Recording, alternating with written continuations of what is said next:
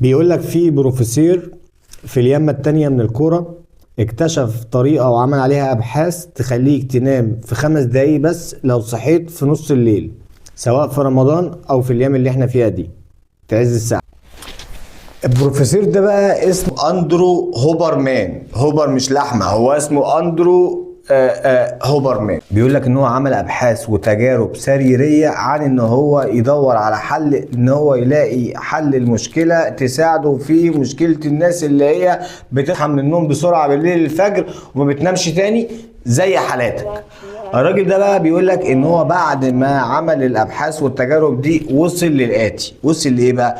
وصل ان التنفس هو الحاجه الوحيده اللي بتساعدك ان انت تعمل شوية حاجات توصل منها ان انت تنام في 5 دقايق لو حتى صحيت الفجر في رمضان او في الايام دي في عز الساعة اللي احنا فيها.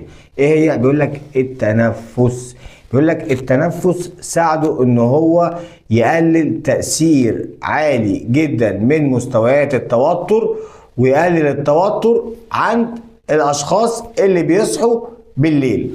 والراجل ده بيقول لك لو انت صحيت بالليل في منتصف الليل وما عرفتش تنام تاني بسرعه، اعمل الاتي: غمض عينك وافضل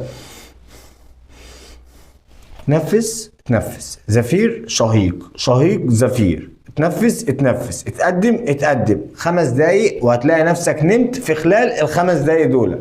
الفيديو عجبك لو سمحت اعمل شير ولايك عشان انا مش هكبر غير بيك، والاشتراك على حسب تقييمك للفيديو.